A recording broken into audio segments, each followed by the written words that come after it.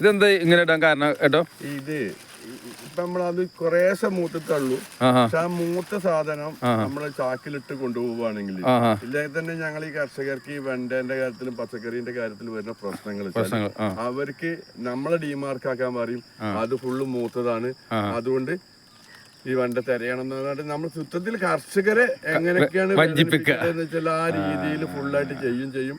എന്നാ പിന്നെ നമ്മളെന്താ ചെയ്യല്, സാധാരണ ചെയ്യല് ഈ സാധനം ഇവിടെ തന്നെ മുറിച്ചിട്ട് നമ്മൾ ഇവിടെ നിന്ന് ഏറ്റണ്ടല്ലോ, വെറുതെ കൊണ്ടുപോകണ്ട 10-20-200 മീറ്റർ കയറ്റി വെക്കണ്ടല്ലോ കണ്ടത്. അതിനങ്ങനെ ചെയ്യണല്ലേ? ഇതിനൊക്കെ കണക്ക് കിട്ടിയ എന്താ വെച്ചാൽ പാപി ചെന്നോളം പാതാളം. നമ്മൾ അധ്വാനിക്കുന്ന വില മറ്റുള്ളവന്റെ പൂർവികന്മാര് പറഞ്ഞ സത്യമാണ്. നടക്കുന്നവന്റെ ലാഭം ഇരിക്കുന്നവന്റെ ചന്തീന്റെ ചോട്ടിലാണ്. ഓനാണ് അതിന്റെ അവകാശം.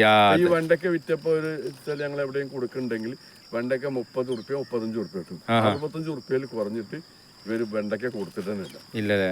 നമ്മൾ ഐസൈറ്റാണ് ഈ സാധനം കൊടുത്തത്. നമ്മൾ വേറുള്ളവര് ചില്ലറ വാങ്ങണവർക്ക് 65-70 വാങ്ങും. വല്ല കല്യാണ പാർട്ടി പീടിയ ചെന്ന് കഴിഞ്ഞാൽ 65 ഉറുപ്പ്യ കാണും. 35 ഉറുപ്പ്യ നമുക്ക് വരുമ്പോ 30 ഉറുപ്പ്യക്ക് ഒരു ദിവസം കൊണ്ട് ലാഭമാണ്.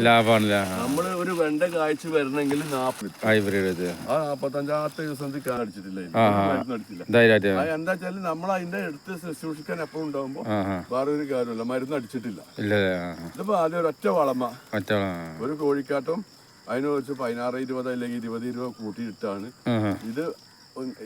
ഒരു കുറച്ച് മുമ്പൊക്കെ വരികയാണ് ഇതിൻ്റെ ഉള്ളിൽ നടക്കാൻ കഴിയില്ല. അതാണ്.